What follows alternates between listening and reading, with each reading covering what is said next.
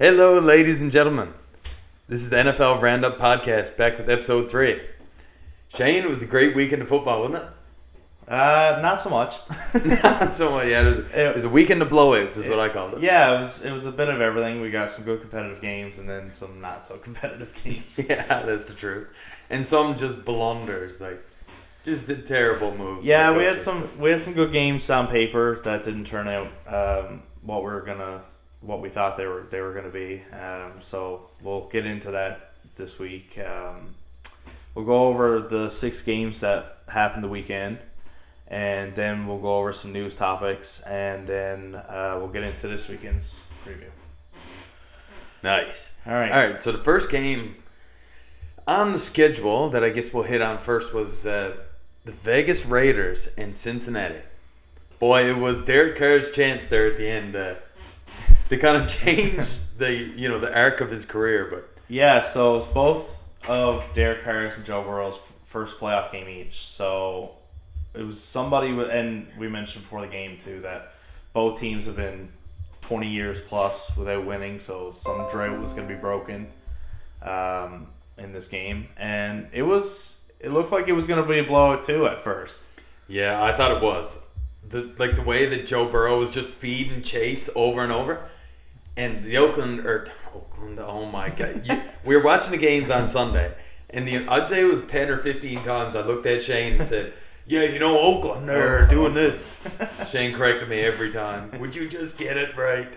But Vegas, they just could not stop Chase. There was no corners on the field that could take him out. No, he's been good for, all season long. He's been consistent. And going into the game, especially the last couple of weeks, he's really coming on. This game against the Chiefs, he had 266 yards.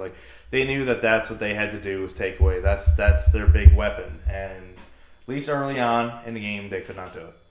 Yeah, Cincinnati couldn't run the ball either, which I was fairly surprised of. Yeah, I mean, Mixon had an adequate game. Not necessarily one he's used to, but, I mean, he was sitting at around 4 yards a carry for a majority of the game, which, good, not great. It's average. Good, not great, yeah. So, thinking this was going to be a higher scoring game than what it ended up being. Yeah. Yeah, the way I look at it, it was Joe Burrow's first big game of his career. Mm-hmm. You know, now maybe there was, he tore his ACL last year and, he missed it. He was throwing for 300 yards a game, first time a rookie's ever done it. And of course, Herbert took over that record after. Right. But, he played good enough to beat the Raiders. But the question is, can he play good enough to beat the Titans, right? It's not the same level of competition. Well, this is one of the first games, too, that we've seen from that next generation of quarterback. We haven't seen it from Herbert. Some of those, I would want to loop Lamar Jackson in there, but he's had a rough time in the playoffs. Yeah. Josh Allen we'll get to later. He's starting to get a lot better, and he's had a bit of experience. He's heating up. But really, that younger generation within the past couple years, he's gonna put himself in there in that category of, he said, that's going to be the new standard down in Cincinnati because they've been sucking for so long. Yeah, is he a top 5 quarterback now in the league? I mean, he's getting in that conversation where you got to start thinking about it. I mean, I don't think he's quite there. I think he's in somewhere between 6 and 10. But, he's getting to that range. You got your upper echelon guys, Mahomes, Rodgers, Brady. He's not there yet. But you can certainly start talking about, once you get to number 4, you can lump him in and nobody's going to Josh Allen, crazy. Lamar Jackson. Sure. Who else you got? Prescott. Prescott. I know. You're not sold on him. No, but I mean, he's there though. We still got Russ Wilson and Stafford and a lot of these guys. Murray, Mac Jones. Jones. Jones He's not quite there. He's not quite there.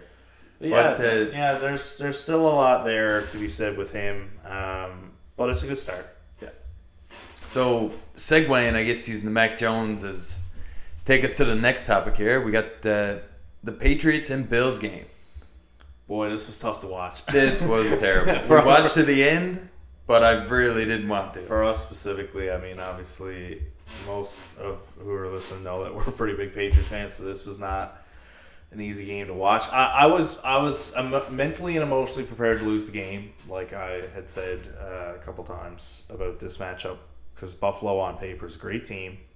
They had a great season. Number Probably one should have defense. been better than even what they ended up being. A couple bad losses they had during the season, so they really could have been a really tough contender going into the playoffs, and maybe some people were doubting them because of their record, but they really showed the team they are on Saturday night. And they hit a few potholes during the season, you know. Yeah. They had a couple bad losses in there. Jacksonville. They did beat the Chiefs. Jacksonville's the one that stands out just because New England had played the same team 2 weeks ago and beat them by 40. Yeah. And then this Buffalo offense put up 6 points against Jacksonville, and then now they're putting up 47 on Bill Belichick. Like it's a completely different team. Now, it's worth mentioning too that Buffalo was down two of their biggest weapons, and the one time New England beat them in that monsoon game a couple months back. So we see now when they got their full core and their full offense what they're capable of, and they could blow the top off you at any time. Yeah, I mean they had success running the ball, which is probably my biggest flack on Buffalo, was that was the weakness that potentially could help New England because they don't have a strong run game, and New England's pass defense is generally pretty strong. Now, of course, they didn't have their best game, but they had everything on paper. On paper wise, it was going to be a good matchup because of that. But Buffalo had success running, they had success passing.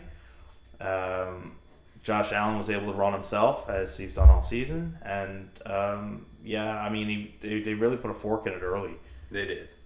It was the Mac Jones pick on the first drive, which was just a great play. It was a great play. It was a great throw. I thought that the receiver had caught it just right in the basket. Boom. Yeah, no, it was perfectly located. Mac didn't necessarily have a terrible game because his other pick was tipped as well. So I mean, I don't necessarily give him a ton of blame on this loss. Really, he's a rookie. He's gonna make mistakes. You know, he probably shouldn't have thrown into those windows, but he sees something open and it's like full of piss and vinegar. You know, he's just gonna let it fly. Yeah, like something else that's been a low key issue for New England this season too is their penalties. They haven't been as disciplined as what they have been in past years because obviously Belichick is a pretty strict coach, safe to say. So he usually has his team in good shape when it comes to penalties, and they seem to be undisciplined. You've seen a couple pre-snap penalties, which seem to be a bit of a theme of the weekend too. Yes. They were everywhere. And we'll get to the back-to-back false starts. Yeah, and like taunting penalties and just stuff you don't. It's very uncharacteristic, especially for a playoff game. You figure everybody's tightened up. Absolutely, and refereeing as a whole was under a bit of scrutiny this weekend. A lot of crews got some flack from fans. I mean, they're always going to have flack from fans. Whoever loses is going to blame the refs and all that. Yeah, that's right. You know, that's just comes with the territory. But it really, a lot of groups, they were saying okay, how did this crew get a playoff game, because they just haven't. Now this game specifically, I thought most of it was fair. Nothing would have made a difference in this game. No, I don't think a taunting call affects a 30-point loss at all. No. I mean, hats off to the Bills. They had 7 drives. They scored on all 7. When you look at it from that perspective, just say you give a team a ball at the start of the game and you say, okay, the most offense you can possibly get is 482 yards, and they got every yard of it. Every single one. When you look at it from that perspective, it really was okay, this is the maximum amount. Every time we start the ball here, the farthest we can go is the end zone. Unless you're going backwards with sacks and regaining yards. And every time they ended up in the end zone. Regardless of, I said, they had sacks and penalties too. And, they really showed, their offense is scary, and they're... Belichick's defense got exposed, right? Either the Patriots' run D is not as strong. Well, I knew it was a weakness, but I still give it some credit.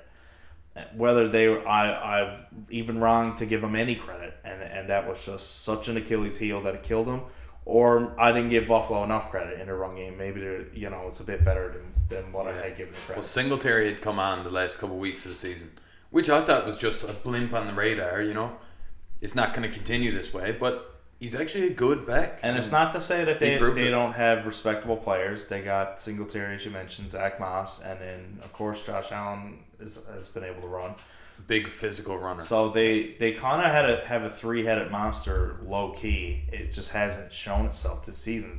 Yeah. So they have potential to be a good running team. They just have to execute. Now I'm not 100% sure on how strong their offensive line is in terms of ranks, but I know that at times they can come out and they can show it, and they're going to need it this weekend as we'll get into our previews. But they haven't punted in 8 quarters against this team, and that's saying something to go back 2 full games now and to not punt. And they actually didn't punt in the second half of the weather game. They had just picks and turnovers on downs, yeah, because they were behind in that game, so they were more so focused on getting points back. So yeah, they haven't punted in almost 9.5 quarters overall when you add it all up, and that's unheard of. Yeah, I think it's safe to say that New England is not the same team without our boy Tom Brady. No, I got one last question before we move on. Okay. For New England,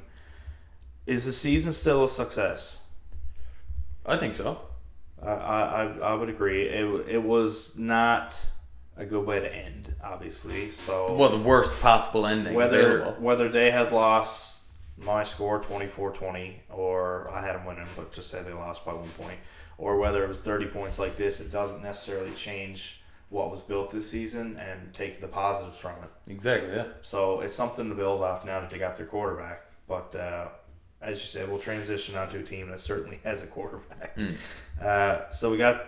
And it's not the Eagles. We're going in order of the way they were playing. So those were the 2 Saturday games. So moving over to the earliest of the Sunday slate was Philadelphia visiting Tampa Bay, and another one that I don't know. I didn't think it was going to be a nail biter the whole way through, but I thought there was going to be moments where we were nervous or we were like, okay, defense got to make a big play here. And the defense made lots of big plays, and they made them early, in the middle, at the end. Not so much. At the end, I guess the last quarter was they let off the gas, but it was it was great. Yeah, they had a potential for 3 picks in that first half. From all 3 phases of the game, they dominated from start to finish, and they were 31-0 at one point.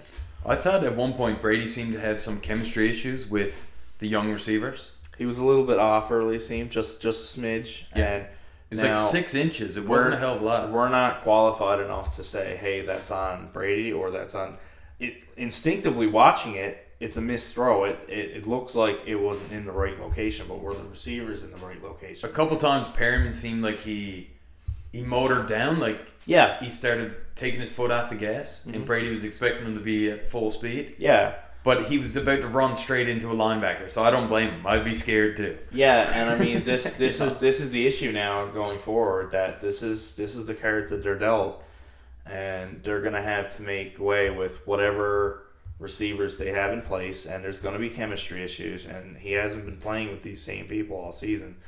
But for the most part, I mean, this is a playoff game, and they're up 31-0. Nobody's complaining about the offense. Nobody's complaining about the defense. It was a full team effort. But in a closer game, those things will bother you. But, everybody's so focused on, yes, there's no Godwin, and there's no AB now.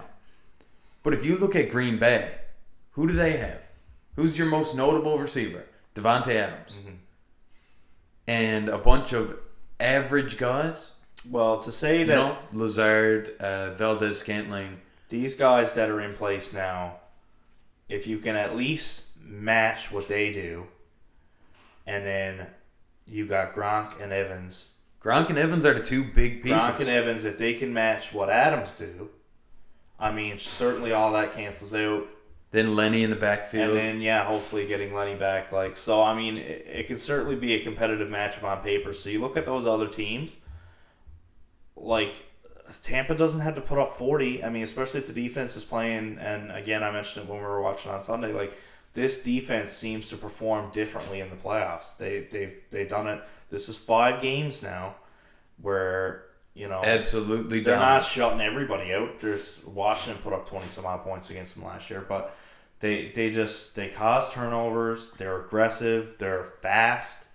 They're tackling better. Those 2 linebackers, Devin White, Levante David, like lightning to the outside. And shuts down the outside. We had talked about this in other previous matchups, but they have all 3 levels of the defense has. Like we were talking about Dallas. Yeah. How they should use Mike Parsons in the middle. Yeah, right, exactly. Right. So you want to have all 3 levels of strength, and I mean, it's hard, obviously, to have all 3. Like, I mean, you're going to have a top whatever defense that might take away from your offense. You got a top 5 offense might take away from your defense. Yep. Tampa, because of a lot of rookie contracts and as the offseason goes on, they might run into some trouble. But as it stands, they've got that. They've got JPP and Shaq Barrett and their rookie Joe Tryon and Vita Vea in the middle and Sue and then, as you said, Devin White and David. Levante. And and then they've got some good young corners in the back end, which is probably the biggest problem spot. But as of now, like I said, they're doing a good job. Everyone's healthy. That's the key. And and that's really the biggest issue with them. But they're young. They got a good core, and if they can keep playing like this, I mean, you're 3 games away. I'm looking forward to the weekend. Yeah, just to see this and size it up. Obviously, they got a big test this weekend with a better offense coming in, so we'll see if they stick to a good game plan and be able to prevent a higher caliber offense than what they've seen this week. Speaking of a potentially lethal offense, what do you think about San Francisco? They're a dangerous team. And for me, it's running the ball and setting up the play action. Yeah, they're a scary team to see coming, and again. That's an interesting matchup coming up the weekend. Very interesting. But I mean, I must say I sold this team a little bit short. I thought I picked Dallas to win, so I didn't think they would even make it as far as they have. So credit to them there. But I mean, I don't know. I said it last week. I expected Dallas to make a little run, and we had a segment on them last week about how far can they go. And the last thing I said, as much as I thought that they would come out and make a bit of a run at this, I said, well, Dallas be Dallas. And Dallas was Dallas this Sunday, and they shot themselves in the foot once again. Yeah, just some mind-boggling plays that I just don't understand. When they send the punting team out there, and they converted the fake punt, it's like, great. Now you can get your offense back on the field and continue your drive. Which was a huge play, and then they just sit there and wait and wait and wait. And the punter is off playing wide receiver, and CD Lamb is in at quarterback. And I think San Francisco was just like... Which I thought was the most normal part of that play, because I just thought he was going to catch a Wildcat pass, Wildcat snap, and either run with it. But the bizarre thing was like... What I had said to you during the game was it seemed like they were trying to either like confuse San Francisco into using a timeout or jumping offside. To me, Kyle Shanahan was there and he's like, I ain't using my timeout. They're the ones that are confused. Yeah, they were running, like if they were trying to act, like if they went up with some confidence or something, okay, maybe like this was... If it was scripted This was always the plan. Okay, we're going to convert. They didn't see it coming. Let's automatically run another play and see if we can almost catch them with 2 trick plays. Yeah. But that wasn't the case. And like you said, they were running around like chickens with their heads cut off. And they were like... The special teams coach was out there screaming and holding He's sending people in and holding people back, and they don't know what's going on. The play clock's going up and down. We don't know what's going on. The play clock ran down. They got to like set the ball, and they're all over the place. And you know... The play clock ran from 40 to 12. And then suddenly when they started switching personnel, it went back up to 18. They gained an additional 6 seconds to get the play off. And they still got to delay a game penalty. And after all that, they take a penalty. Oh my God. How brutal is it? Bizarre. It's just shoot yourself in the foot over and over. And, damn, the last play. Well, before we get there... Dak had an interception in the middle of the third quarter, and Deebo Samuel ran in. I can't remember if it was the following run or pass, but yeah, he scored on the next play, and that was probably the biggest shift in momentum during the game because Dallas was coming on there at one point in the second quarter and scored a touchdown to Cooper. So they're they have the offensive strength to come back. So to have a swing of momentum like that. It was good to see to make it a competitive game because like up to this point we haven't seen a whole lot. So we wanted to see a good game, and it became good until it's at the very end. And Dallas. Okay, first of all, that fourth down from San Francisco, that was like an inch. Oh my God! To even I wrote in my notes, 1 fucking inch. Because it was that, like, I think the game was over, correct? If they had, yeah, exactly. They could have just kneeled, took Dallas had no timeouts. It was past the 2-minute warning, I believe. So Dallas stops them somehow. They get the ball back. 32 seconds left. San Francisco's playing prevent, and Dallas has 3 quick plays, and all of a sudden they're set up at the 30 or the 40, and you're thinking, oh my God, they have a chance. Yeah. And I will say, going into that last play, which obviously execution was horrendous, I'm not going to blast them as much as some people do, because I kind of see what they were trying to do. Yeah. It just wasn't, like, Dak ran 15 to 17 yards. Okay, well, let's 14 to 25. Let's paint the picture of the play first. Is 14 seconds ago. They got no timeouts. So if you run the ball, you've got to get up and spike it to stop the clock. Now, give yourself one shot at the end zone. Or go out of bounds. And to our last point, their last 3 plays, San Francisco played back.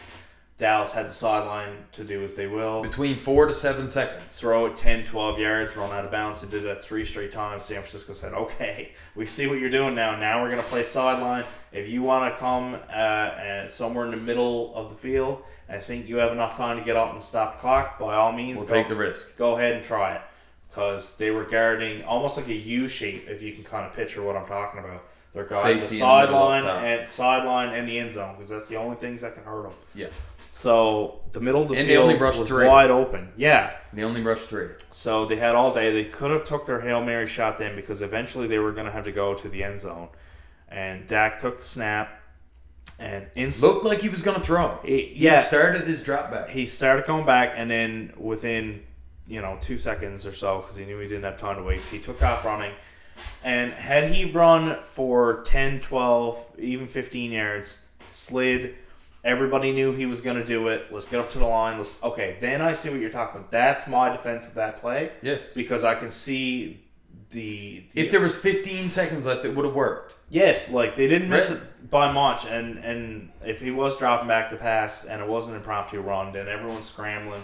It wasn't a great idea. Nobody got a clue. But had they planned it that way, to run up, get 15, spike it, it was all planned, everybody knew not to run super deep and all that, then give him a shot at your 25 yards out at that point. I don't hate the play, but the way it was executed and the fact that Dak ran until he was contacted, and he did slide though. He did, but somebody grabbed him, because the way players are, they'll grab him for an extra second or two. Yes, at the end of the clock. But if he slid on his own, got up, put the ball down, it was all planned. See, he did slide. I have no issue with what the refs did, because he began his slide at the 25-yard line. Right.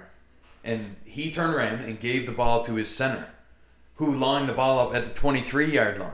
Yes. So the ref had to come up, touch the ball, re-spot it, because the center's not allowed to spot the ball wherever he thinks. Yeah, they can't just pick it up and you can see that the ref only moved the ball 4 inches, took it, slid it back, when really it was supposed to be moved 2 yards back. So he did whatever he possibly could. He gave him an additional 1.5 yards. Right. On the play, just to get it off and give him a chance. Yeah. And the clock hit 0, buddy, and that was the end of it. And the ref ran up to set the ball, and Dallas was already in their offensive line formation. So the ref is trying to push Dak out of the way, push the offensive line into center and the guard so he can squeeze through. Back and then they're already down set. That's coaching too, to know that rule, that if you're going to do that, you need to know that the ref has a spot, because it seemed like they weren't aware. No, they just figured, okay, the center will grab the ball, put it wherever he wants, and then we'll let it rip. And then we'll go, and then it would have been a bigger disaster had they let it go.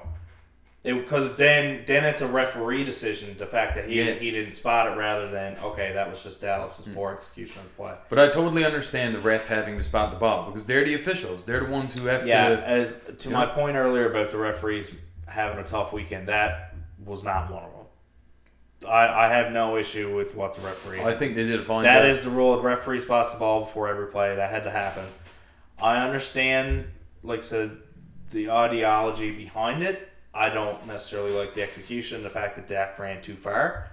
Because sometimes it's better to run out of bounds 2 yards short of a first down or something to, like, if you're a quarterback running to avoid injury and all that. Like, there's times where it's smarter to just think shorter rather than, okay, let's go as far as I can here. Yes, exactly. Which is what he did. If he picked up 10 yards and slid, well, he probably would have had an extra second on the That's clock. it. You know, it don't matter at that point. You're on the 30 or the 40. You're well within Hail Mary range. Yes. And you're almost running just a deep play is what you're doing. Yeah, that's you all. You run a couple posts. Yeah. I mean, 30, you're not going back and throwing it with your full arm even. You can you can kind of... You can put some heat on it and put it on the line. Yeah, it doesn't have to be all arc. So speaking of putting the ball on a line, man, Patty Mahomes made some great throws against Pittsburgh this week. It's hard to say, but that was one of the better games of his career. Unbelievable. It kind of looked bleak for them in the first half, where he threw a pick, T.J. Watt. You know, I said last week that T.J. Watt can blow up this game. And was I ever totally wrong? Because he did everything in his power to get them a win, and it didn't make a single difference. We also touched on this in the first week when I was saying that TJ Watt could be better than JJ. I said the one thing JJ has on him is he scored 3 touchdowns. And TJ Watt had not scored one. And here we go. There he goes. He scored a touchdown, so good on him for that. And on the scoop and score, he managed to get TD. Maybe he'll catch his brother in touchdowns down one day. But yeah, no. So they were up 7-0. Pittsburgh scored first, and... Tell them what you told me about when you were watching the game. What was that? When Pittsburgh went up 7-0. Oh, yeah. Well, their offense had not done anything to that point. So Pittsburgh was up 7-0.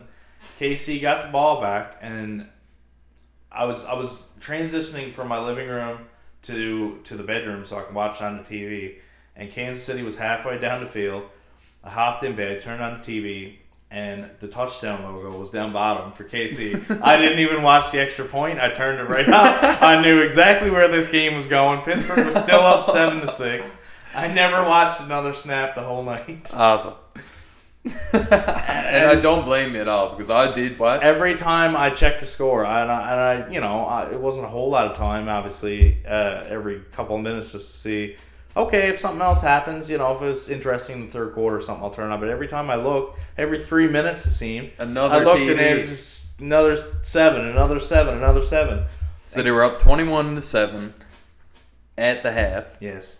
And then they did the exact same thing, won the second half 21-7 as well. Yeah. So it ended up being a close for a quarter and a half, and then KC just went crazy and scored.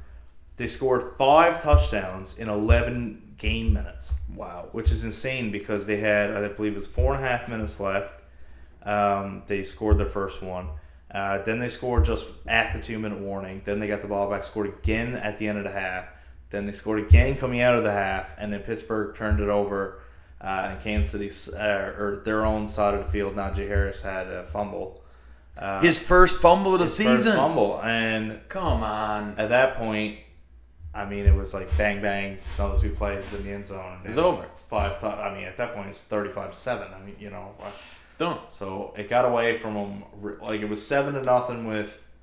I'd like to see one of those side-by-side pictures because it was like 4.5 minutes to go in the second quarter. It was 7-0 Pittsburgh, and then 4 minutes into the second half, it's 35-7. Like, it's crazy how fast it was. It was like a snowball effect. But for Kansas City, the thing I want to touch on with them is their big 3. Their big 3 is really what carried them in this game. Yeah. Like, they had big plays from Hill. They had big plays from Kelsey, throwing touchdowns. he caught one. He's throwing one. And I saw a stat. He's the first player in playoff history to have thrown for a touchdown, receive a touchdown, and receive for 100 yards. Oh, wow. First player ever. Wow. Yeah. It's pretty impressive. Yeah, I mean, obviously it doesn't happen often, but he does line up in the Wildcat. It's not the first time they've done this. It's the first time he's thrown because usually he'll run it in. He's a big guy, so it's all right to try. But it almost seemed like a big 4 this week. they were down Edwards-Helaire, and this Jerick McKinnon comes in and he plays out of his mind. He had a great game. He really did a bit of everything for him. So they didn't miss any pieces with him gone. So we'll see. They got a good matchup again this week too. I wasn't impressed with their defense. I feel like between the Denver Kansas City? between the Denver game a couple weeks ago, they seemed to move the ball on them consistently. Pittsburgh still managed to put, now given some of it was garbage time, but they did manage to score 21 points, and by no means is Pittsburgh's offense a juggernaut. And here they are this week going up against a 47-point But I do feel like, in the Bucs game where they were up 31-0 and then a couple garbage scores. I think it was 3 minutes left in the third quarter. The game was over. Yeah, and they started sitting people. Yeah. And so I'm guessing a very similar thing. I won't chastise the team too much on this one for that reason, but it is worth noting that they went on a run here at the end of the season where the defense was really, really good. Maybe haul back the brakes a little bit on that, but we'll see. Yeah. So getting into the last game, the Rams in Arizona again. This was the one I had that was closest in my score prediction last week, and again, boy, was I wrong. Damn. Kyler Murray, he just seemed extra nervous to me. Yeah. It's like his first playoff game of his career. I feel like he's wanted to be here for, a couple years now, competing with Wilson and, Jared Goff and Jimmy for a long time now. Right. And he just could not get in. And this year was his year. And he got in, and some of the throws that he was making, it was just like he was shitting his pants or something. Like seeing ghosts, because the pass rush wasn't in his face, but he thought they were. Yeah, I felt that way because they got to him early. It seemed he had trouble getting anything going. Now I had them ranked last in that division before our season. Now that Same. I had them at 10-7. That's just not saying they were going to be a bad team by any means. They finished 11-6, so I was close. But I mean, I think they overachieved for where I seen them going, obviously. But man, I thought they had a chance to win this game the way they've been playing against good teams. They beat Dallas recently.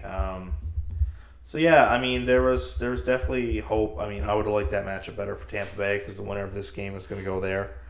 But it is what it is with that. But yeah, I mean, for the Rams side, switching over to the other team, their midseason acquisitions in Odell and Miller both paid off in this game. And Stafford. Yeah. So the moves that they're making to go all in to win this championship, it's paying off in the playoffs, and that's what you want to see when you make moves like that. Yeah. Now, one thing I did notice is that Stafford only threw the ball 17 times. Yeah. And somehow managed to put up 200-odd yards, 3 touchdowns. I feel like, so the Rams, they've had, their turnover ratio has been 7 takeaways, but 8 giveaways over the last 4 games. Right.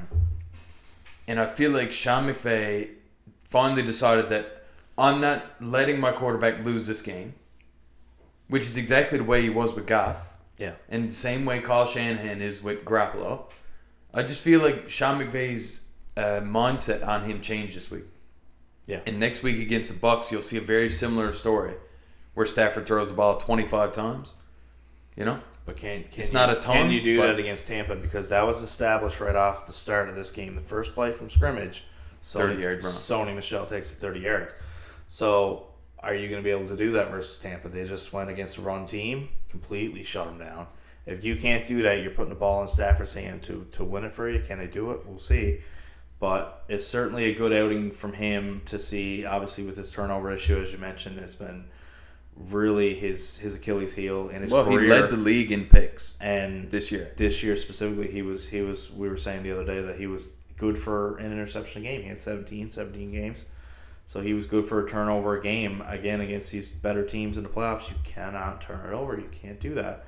Yeah. So we'll see. They've got the talent and the pieces in place. But with that said, that's your 6 winners this week. So 6 teams moving on. Just to recap: Cincinnati, Buffalo, Tampa Bay, San Francisco, Kansas City, and the Rams. So they'll set up against each other, and the two teams with the bye in Tennessee and Green Bay to make up the divisional round this week. But we want to touch on a couple news topics before we get into our actual preview and picks again this week. So the first thing we want to touch on was some more stuff on the coaches firing and hiring. Nobody hired as of yet, but what else have we seen from this week? So we got Mike McCarthy. To me, it is a big question mark. After that debacle at the end, well, the second half to me was just a total, just a ton of coaching errors. Whether it was him or the offense coordinator, defense coordinator, special teams coach, it starts from the top and trickles down, right? And like you see people close to the team, you hear Skip Bayless say it, like a lot of his problem, he's not a player coach, he's not a motivator. He's not, I don't know, I feel like he's in the shadow of Jerry Jones. Every coach that goes there is in the shadow of Jerry Jones. He was just the best candidate for Jerry Jones to control. Yeah, and he's one of those guys that he won a championship years ago with Aaron Rodgers, and maybe he's getting a little bit too much credit for that, and he's kind of getting by with that and getting jobs because of that. So is he holding them back? The other person we had noted here with Dallas is Dan Quinn, because he's also a former coach. He coached Atlanta the year that they blew the big lead against New England. So he was almost a Super Bowl winner himself. Yeah.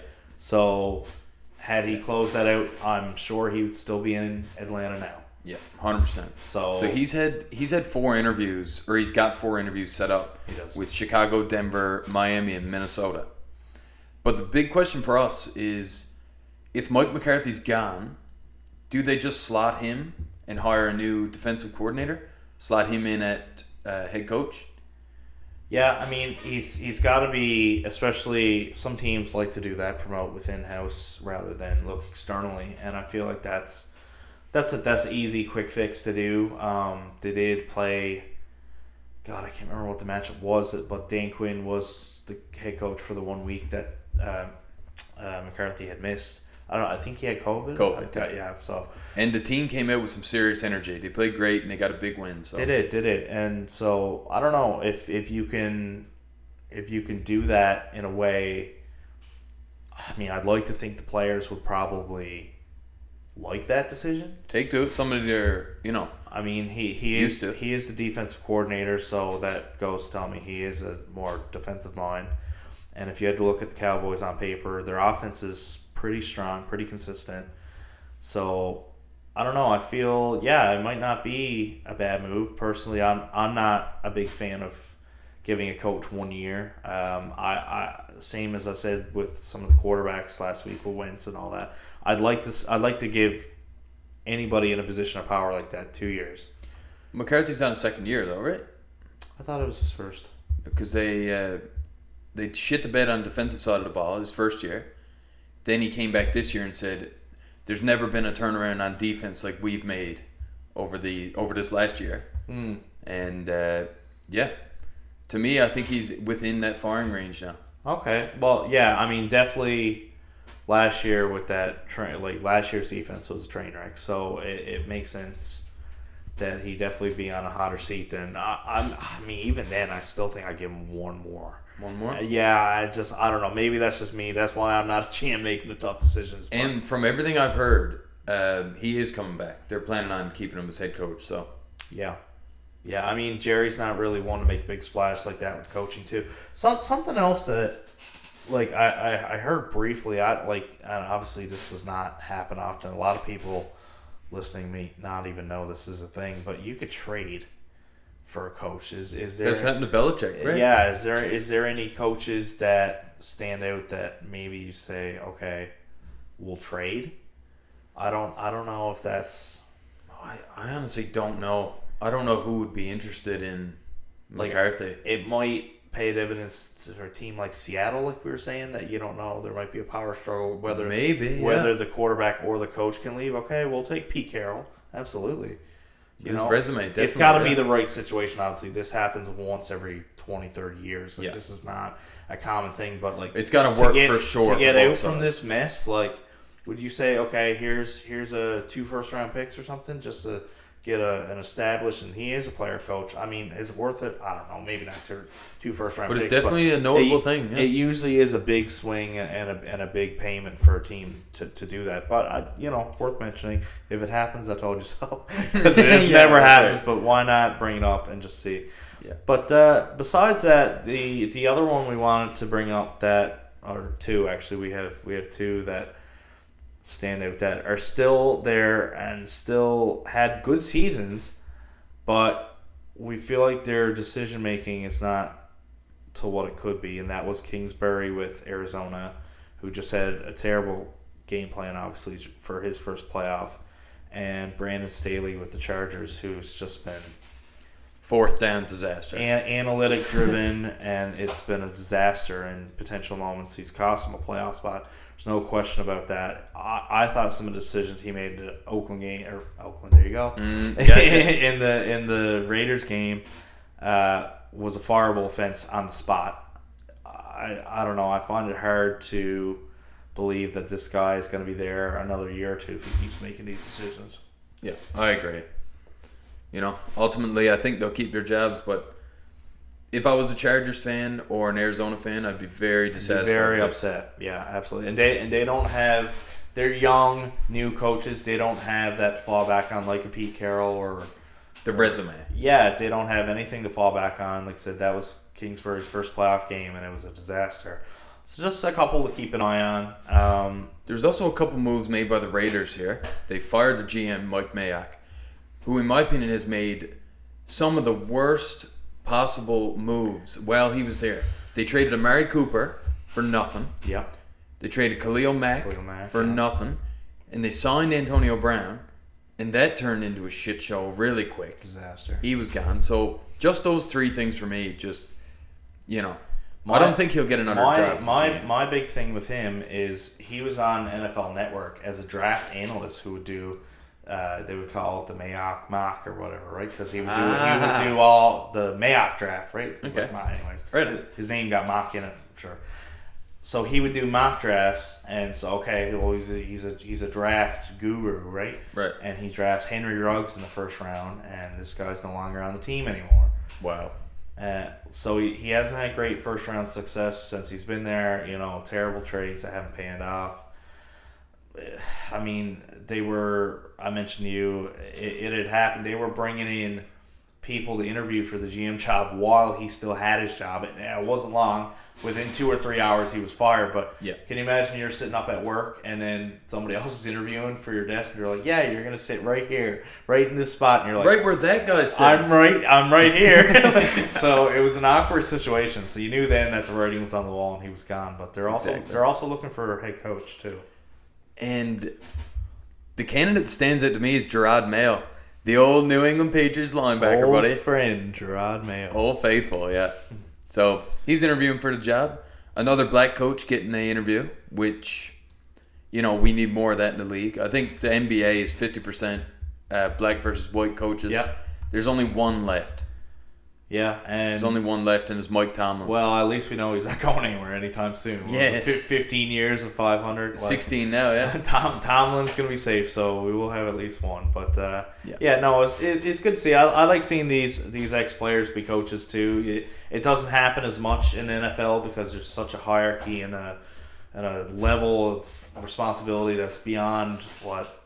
But you're seeing it more and more, like we said with Staley and Kingsbury, like these coaches and McYay, I mean, they're getting younger and younger. So usually it was a very established, older coach that's, had a lot of time in the game, and you really pay your dues and earn your keep. But they're getting younger and younger. It's good to see.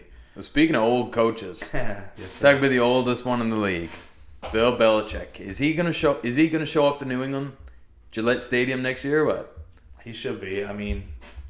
And let's preface this with saying he's not going to get fired. This is not what we're talking about. No, it's going to be voluntary. Strictly retirement. He could have, 6 and 10 seasons for the next 4 years. He's good. Wouldn't change much. No. Now, I heard an interesting thing on a podcast today that I never really considered. Do you think maybe he would ever take back the reins a little bit and maybe only do one thing rather than he's the coach and the GM for those not in the know.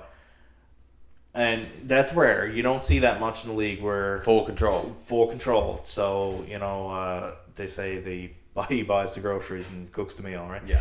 So he drafts his players, the players that he wants. And my thing with Bill the GM is he hasn't had huge draft success, and when he does, he's picking older players. He's picking slower players because he's used to that, 2001 tough, big guy, rugged football.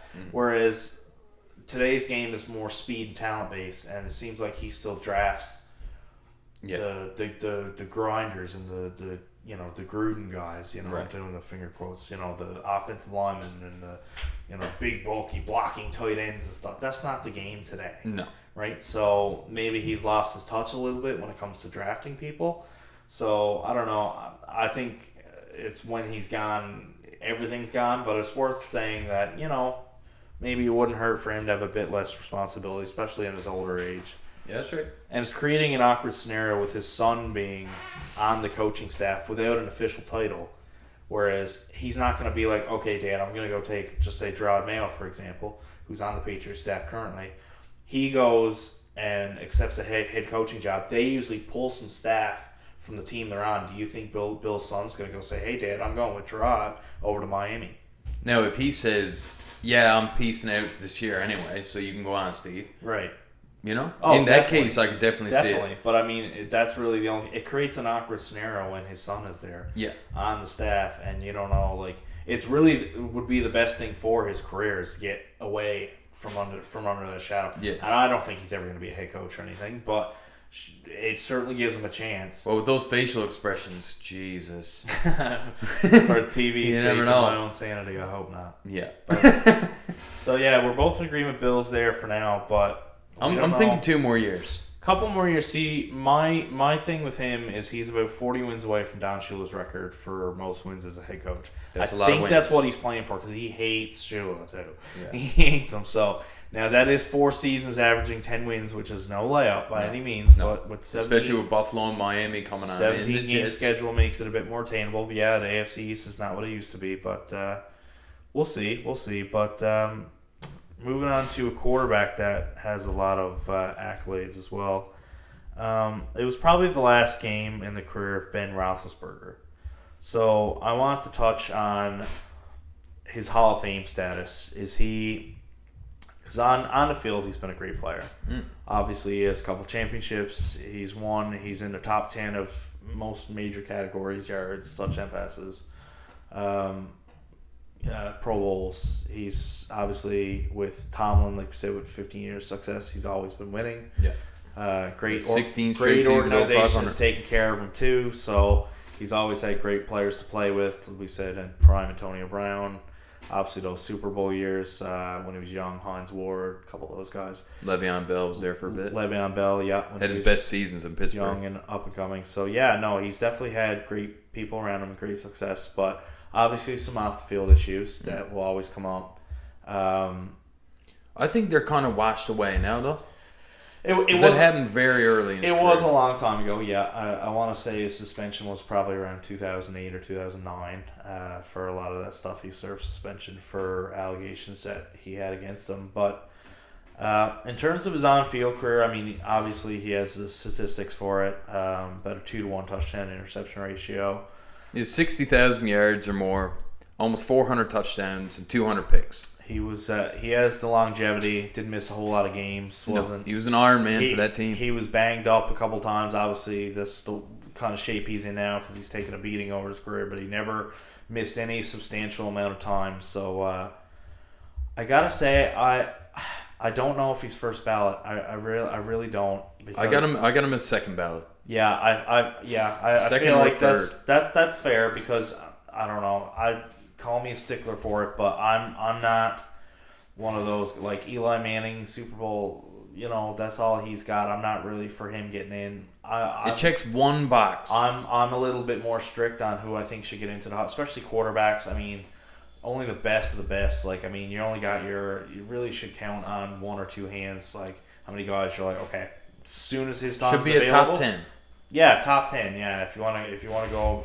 Ben does not fall into the top 10 quarterbacks of all time. He's certainly not the range. No, I don't believe so. So I don't think first ballot quite does it, but he obviously has done enough to get in there. If you're a franchise and you draft a player, and you tell me that you're going to ask me, was I happy with that quarterback at the end? Mm-hmm. Was I happy with that draft pick? And 17, 18 years later, you look and you say, we got 2 Super Bowl championships out of it. Mm-hmm. To me, I'm happy.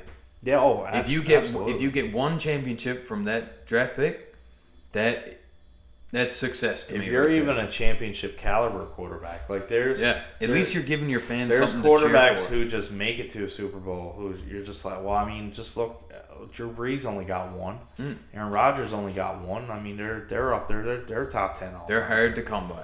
So Super Bowls aren't easy. I know Tom spoils us for the rest, and Mahomes looks like he's going to as well. But it just seems like there's more to it than that when it comes to the Hall of Fame, especially as we said with Eli Manning having 2 and constant scrutiny about him whether or not he's going to get in or not. So it will be close. I think there's no doubt. Like Pittsburgh has a lore to it as well when it comes to Hall of Fame. They're one of the most represented in the Hall of Fame, so I don't know if that helps his case or not at all, but he certainly had a great career, and it would be different not seeing Big Ben in a Pittsburgh jersey. It's going to be strange, yeah. But Mike Tomlin said he's looking forward to the search for a QB, so all options are open. It's going to be a big offseason. Like I said, going back to Seattle, I'd love to see Russ Wilson in Pittsburgh or something. Someone that, because they have the team, obviously they were just a playoff team to succeed and have a championship in place, so why not, right? Like, let's go get a quarterback, someone who's been there, done that, and let's try to win now. Yeah, that's right. So, talking about a championship level team, we're going to look at the Buccaneers' health now for this upcoming week and beyond, if they were to win. So, man, Tristan Wirfs had that ankle injury the weekend. Yeah, so it looked bad, and I read today that Arians had originally feared that it was an Achilles, and I never even considered it at the time. Me neither. It looked like he grabbed his calf originally when he went off the field, but turned out it was an ankle. He went and sat down on the bench for a bit and talked his way back into coming back on the field. He played 3 plays. And he looked absolutely terrible. He was limping. Don't let anyone tell you differently. He looked like he was focusing more on that and thinking about his ankle rather than the guy who's in front of him. He couldn't step on his injured leg. No, and he got pushed back. It was like the edge rusher was just killing him. It was like wind against the tissue. He flopped right over him. Brady, I say he's gonna get Brady killed. Get him out of there. And then Josh Wells came in, his backup, and he's also injured. Yes, he's got a shoulder injury, and it's looking pretty bleak now for the weekend if Tristan can't play and Josh Wells has to take over. Yep. I'm not sure how they're going to hold up against that vaunted pass rush that the Rams have.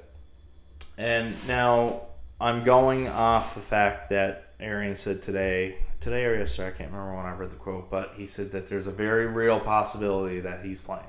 Yes. Very, very real, he said. So, me or you spraining our ankle outside, playing touch football is treated differently than these NFL.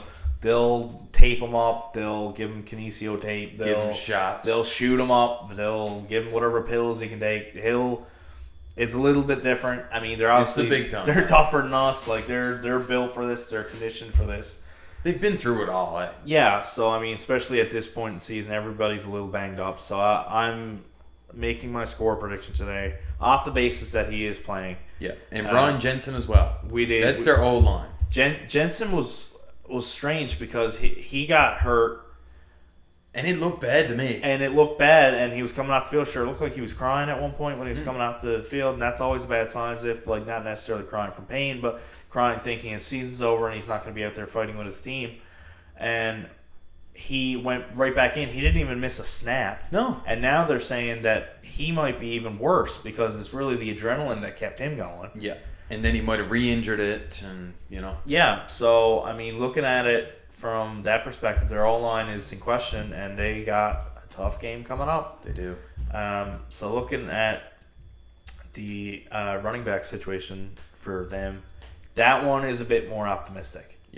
Yeah. So it looks like Fournette's going to be back this week. I mean, Fournette, I've seen him post. He said, "See you Sunday." Yeah, we were shocked that he didn't play this past Sunday, so I would be double shocked if he don't play this week. So between him, but I haven't heard anything on Rojo. No, I haven't. So Ronald Jones is right now, I guess we'll say questionable because we don't know. Yeah. That's usually what they are at the status of the week, anyways. I haven't seen any of their practice reports because they usually start practicing on Wednesday, so it only came out today, and I had not seen it up to this point. But I'm assuming it's just going to say limited, and then Friday we'll get an idea about game status. But as of right now, with Lenny back, Vaughn had a good game Sunday.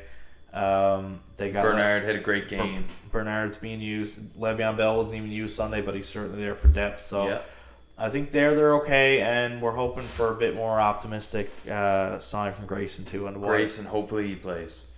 So from a wide receiver perspective, obviously you're missing Godwin and AB, which is whatever it is, 40% of the offense or whatnot. And obviously it's a big part of the team now. Lenny coming back is a big part as well. Gronk and Evans, you still got a core. You still got your young guys. Worth mentioning, too, last week they signed former Bills receiver John Brown. So I texted John immediately. I said, who needs AB when you got JB?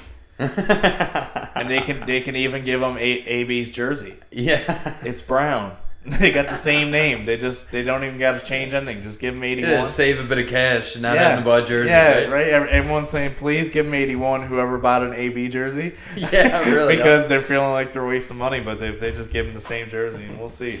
That was odd. I never seen him take a snap there the weekend, but no. I mean, he's probably still getting accustomed. He's still getting used to the playbook. I mean, he's only been there a week and a half by the time game time this Sunday.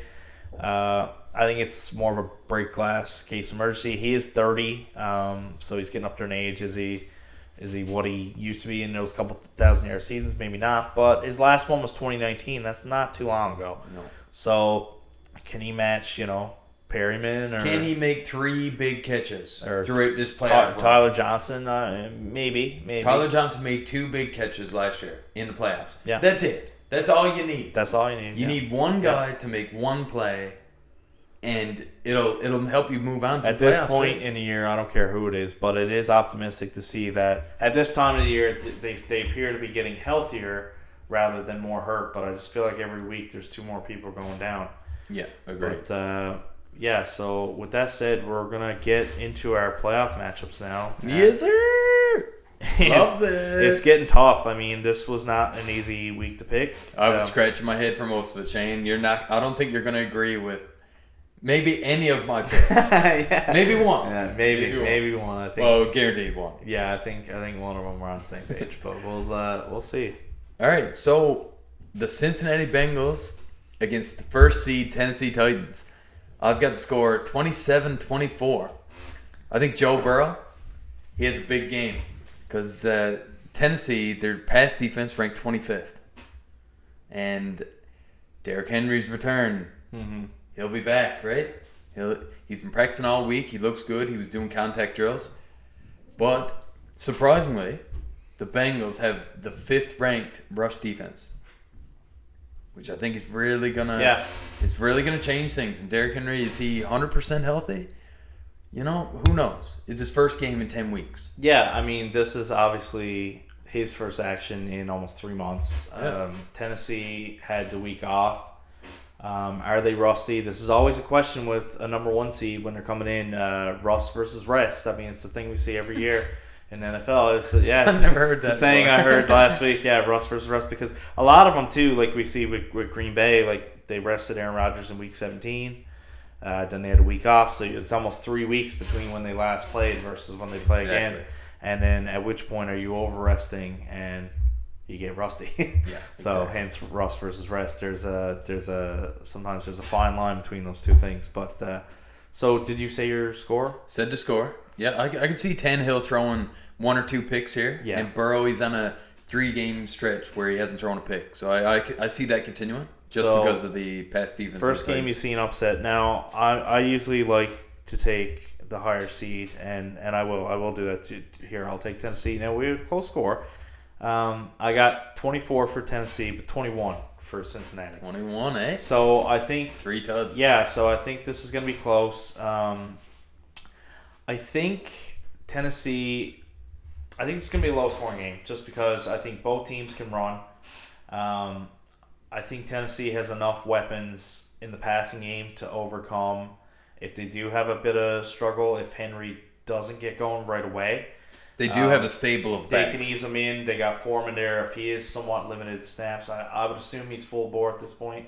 I can see them splitting in the first half. But just in case to ease him in, yeah, if they take it easy. Julio's back. A.J. Brown obviously is a force. I've been really impressed with their tight end Ferkser lately. He's had a couple of big games. Came out of nowhere. So I think that they have enough of a passing offense to counterattack. I feel Chase could have another big game, but I think his good play eventually will play against him.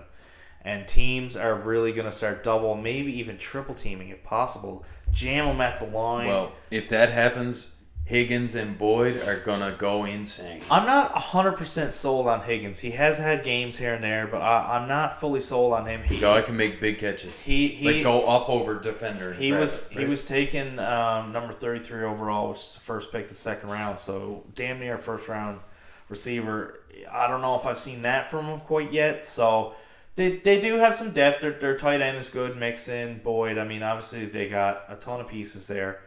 I'll give them 3 touchdowns. I gave their offense a bit more credit last week. They didn't show up. I think they're playing a bit better defense. They're playing a rested team. They only scored 26 last week, so I think better team rested on the road. Last time I was at home. I'll give them a bit less than that this time, 21. Tennessee does enough. Low-scoring game, ball control, defense. I don't want to say they'll walk it off at the very end, but it very well could be. So I'll give them a 3-point win here. So I got Tennessee moving on. Cool. All right. We got San Francisco and Green Bay. This is the late one from Saturday night, so I'll start this time. We have the same score. Do we? We do. But flipped. Opposite teams. But flipped. Okay. Opposite teams. I will take the Packers in this one. I got 30-23. I strictly cannot pick against them with the rest and the home field. I think the biggest thing for me in terms of San Francisco, because a lot of me wanted to pick them this week, stylistically they got the team to do it, is Jimmy's health. Honestly, I don't know if they can't run on him, and I think they might, and that's the reason I almost picked them. If they don't, and I imagine that's what Green Bay will key on defensively.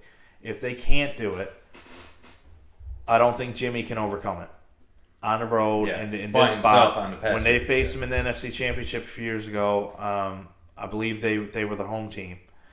Both times they played them that season, and when they lost to them this year. So going off that, this is a California team going up to Lambeau. It's cold. They're not used to playing in this weather. It's not a close travel. They're going from Sunday to Saturday, so it's a 6-day rest instead of a 7. It's a bit of a short week. They're banged up as is. Jimmy G got, I believe it's a shoulder sprain or an AC joint or something. He's got something going on in his right shoulder. Plus the thumb issue he's already had. If they cannot run the ball, they're in trouble. Yeah. Defensively, they can wreak havoc too. It's tough to say the Packers are going to get 30 points against this defense because they can get pressure. Their linebacking core is great. Their corners are much like Tampa. They're young, but they can play. I will take the Packers in the end. I think those guys we talked about earlier, yes, they are lower in the depth chart.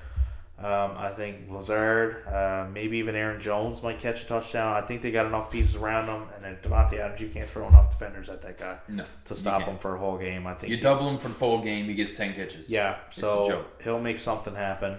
Those depth pieces will do enough to get by. I got the Packers 30-23. I got the score flipped. I got the San Francisco 49ers beating the first seed Green Bay Packers 30-23.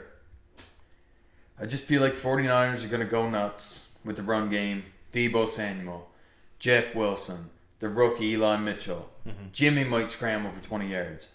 Sure. I just feel like the time possession is going to be dominated by the 49ers. Now, I do feel that Rodgers will throw a pick, and there will be a fumble along the way, but also Jimmy will throw a pick or two, and the turnover battle will be even. Mm-hmm. But the time possession will be dominated by the 49ers. Yeah. And, it's just a hunch, but I think 49ers, like some teams, they get meaningless sacks, right? Yeah. First down. Yeah. Against, Kansas City. You sack them, then it's 2nd and 15. They pick it up on the very next play. Yeah. If you sack on 2nd and 3rd down, then it's huge. It's almost insurmountable. It backs up. It's like a holding call or something. It almost stalls the drive completely. Exactly. Late in the downs, that's where it's key, and I think San Francisco will get there, especially if Warner plays and Bosa. I think it looks good for both. Yeah, but Bosa in concussion protocol, which concussions are so iffy. I mean, Mahomes last year between the Super Bowl and the AFC Championship. Absolutely, that was a 2-week window, and we still weren't sure until 2 days before the game. Yeah, so it's going to be interesting, but I find it funny that we got the same score. Yeah, we picked the same score. It's pretty good, but opposite. Again, we didn't know each other's score. John just has his on the screen in front of me. So moving on now, that is both the games from Saturday and Saturday night. Now we move into Sunday afternoon, and we got the Rams at the Bucs. Ooh shit! This was a tough one too, man. These matchups are razor thin. For me, almost every part of me, stylistically, and this is 2 picks in a row where stylistically I feel one way, but I can't pick certain teams. I'm gonna take Tampa in this game. Ooh. I got another pretty close game. I got 31-27. Wow. The Rams have played Tampa really well over the past 2 seasons. Last year's was at Tampa, and they beat them by 3. It was 27-24. This year, I can't remember what the final was, but they beat them pretty convincingly. 36-20 or 33-24 or 36-24 something similar to that. I know Tampa had a garbage time touchdown as well to make that look prettier than what it was. A lot of different pieces between now and then. Deshaun Jackson caught a bomb touchdown. He got 2 bombs. Woods had over 100 yards, 7-8 catches. Woods is gone. Odell's been added. Gronk was injured at the end of that game, but wasn't a huge factor throughout the game. Godwin's obviously gone. AB. There's a lot of pieces swinging both ways. So although these teams have seen each other this season, I don't know how much you can look back at that game film and be like, "This is what it's a totally different we team." need." Yeah, it's completely sides. different game on paper.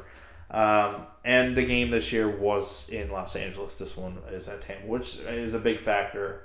I believe Tampa is favored by 3 right now. So in a neutral site, it would be a pick 'em. So Tampa covers in my score, covering by 4.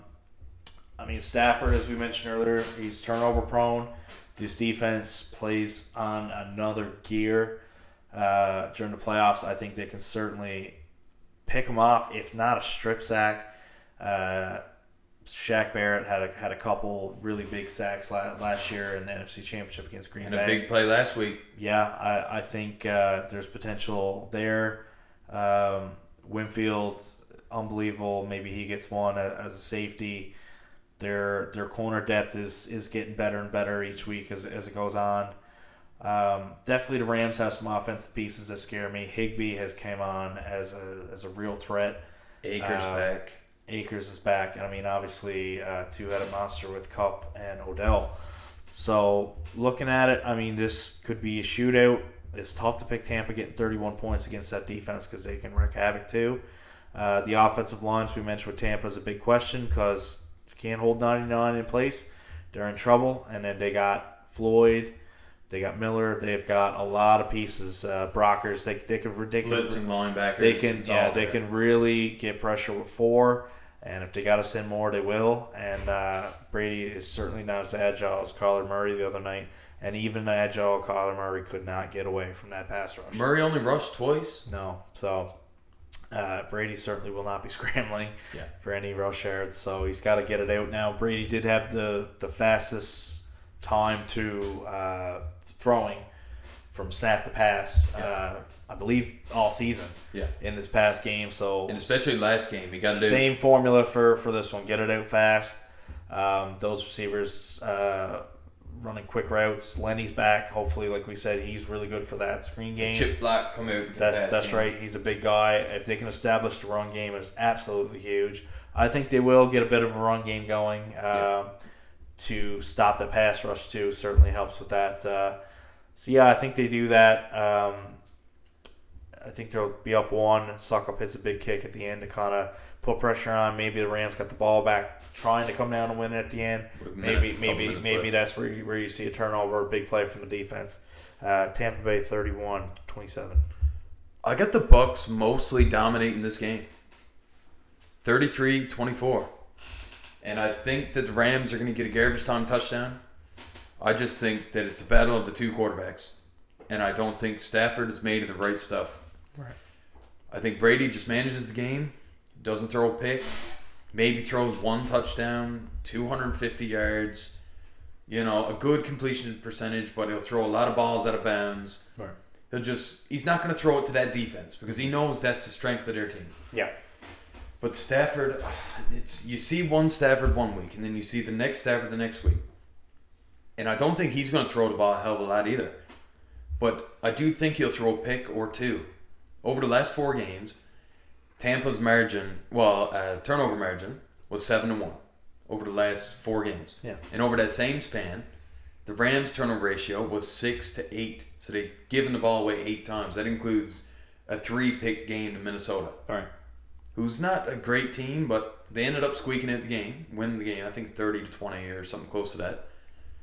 But they had to overcome 3 picks by Stafford. Mm-hmm. And that defense, yes, is good, but Brady gets the ball out super quick. Got it out in just over 2 seconds. It's like the fastest anybody's done it last game in the wild card round or something like that. But one interesting thing that I did see was Jason Pierre-Paul is 9-0 in his playoff career. That's crazy to say. And that includes 1 Super Bowl against Brady, of course. Correct, yeah. With New York. And last year's run of 4 games. So that's 8-0, and he won last week, of course. So it's 9-0. And that, it really has no impact on this game. But that man will have an impact on this game. It's just one of those funny stats that, like a player that's been in the league for so long and never makes playoffs, but when he does, look out. Yeah, exactly. Right? But yeah, no, absolutely. I think that front can certainly stop the Rams' run game.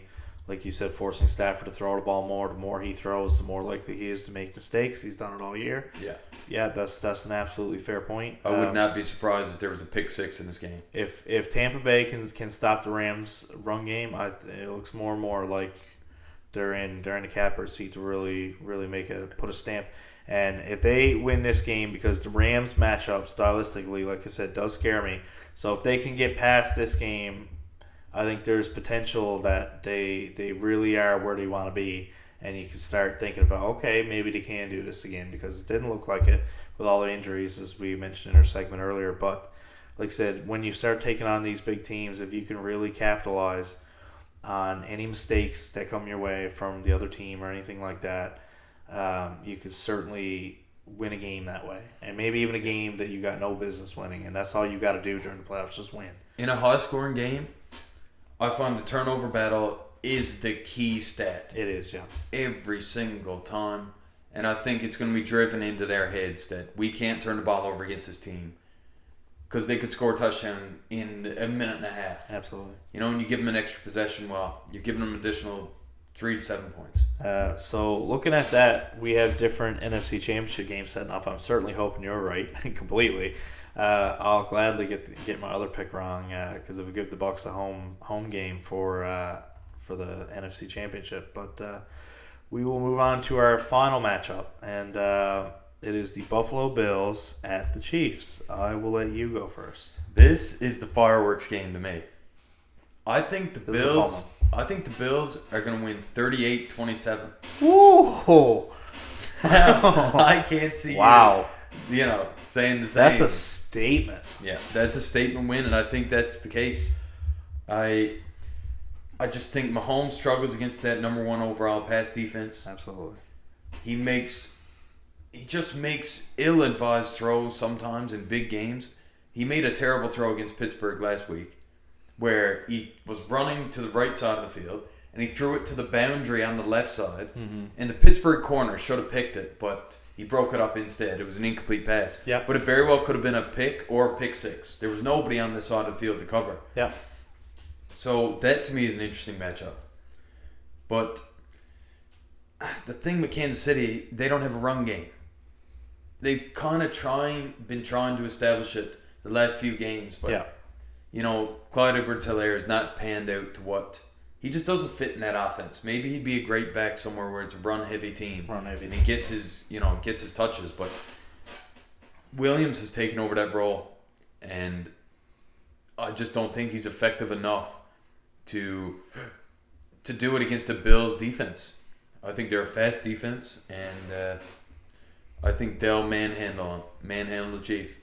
That's crazy to see. Again, I hope you're right. Well, I mean, I feel this is going to be a close game, closer than 11 points. Maybe a surprise, maybe not. I got the Bills. You got the Bills, too? I got the Bills. Wow. Okay. I do. My score is a lot closer. I got 38-35. I'll even throw in overtime. I put OT in brackets. I think it's going to be an absolute shootout. I think it might be the best game of the year, potentially, on paper. That's nuts. And I hate to say it after we've seen some good matchups on paper this week, and they turn out to be duds. So don't hate on me if Kansas City wins by 30. But yeah, no, I think, again, stylistically, this is the one that I feel stylistically and strength on strength on strength, man. Strength on strength, yeah, and Buffalo has that team that can come in and really just wreak havoc on them offensively, defensively. I feel like they've got everything in place to do this. They've done it already. They beat them in Kansas City earlier this year. They stomped them. They beat them pretty good. The defense had a pick six in that game.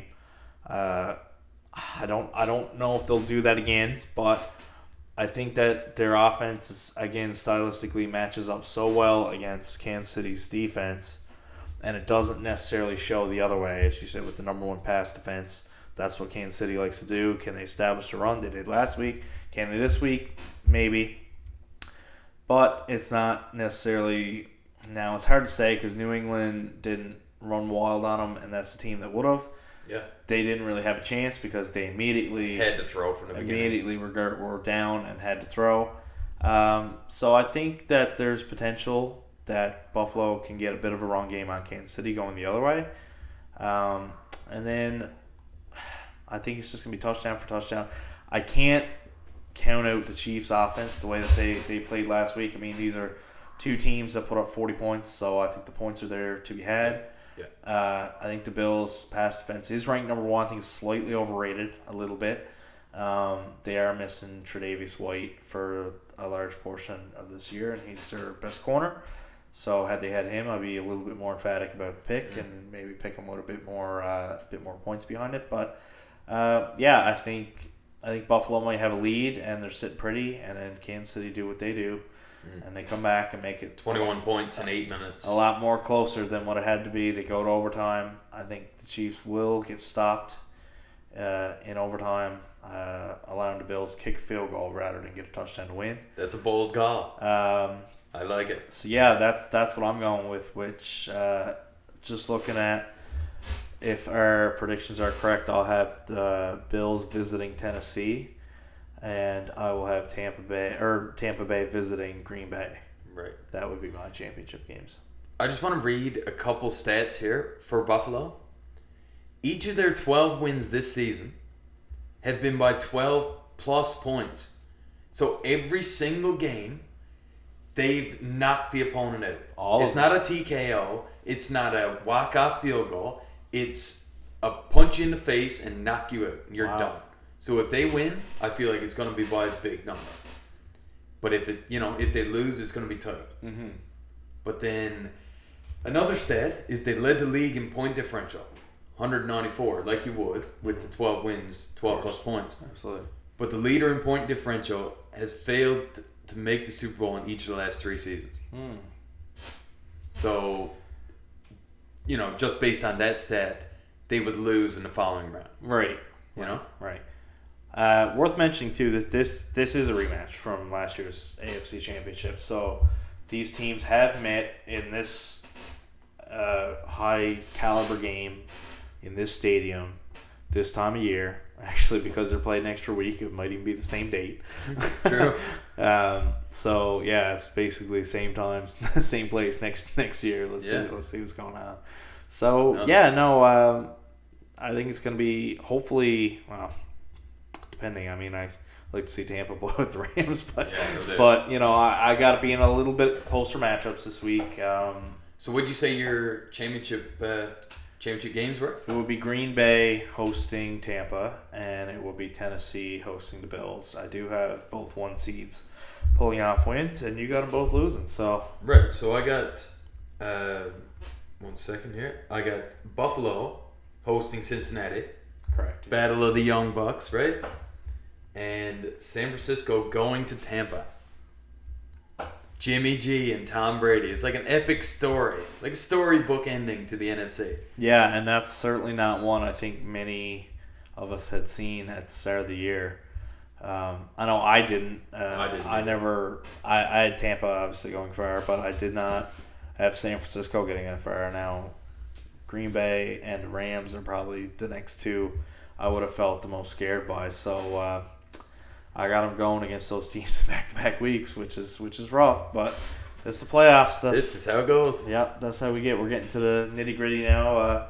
We mentioned that there's only 7 games left now in the whole season. There's 4 this week, 2 next week in the Super Bowl. So it's huge. We're really, really getting down there now. So not a whole lot of picks we got left, but we got 2 or 3 podcasts left. Yeah, for this season. That's it for this season. Then we'll get into more of a monthly schedule, I guess, at that point. Yeah. But for now, like I said, we're out every Wednesday. And if you make it to the end, don't forget to like and share. If you enjoy this podcast and you want us to keep on going, keep on doing it. Because in my opinion, we do give some noteworthy information, and it's fun to do our picks every week. And, kind of engage the audience a little bit. Keep track of what we're doing here. And to our friends that keep asking sports questions that don't listen to the podcast, listen to the podcast. But then what are we going to talk to them about? Yeah, I guess. Yeah, we're just going to sit up in silence now once we start listening to the podcast. I was roasting one of my buddies the weekend. You know who you are. And on that note, we'll end it for this week. Thanks for listening. Go Bucs. Peace. Peace.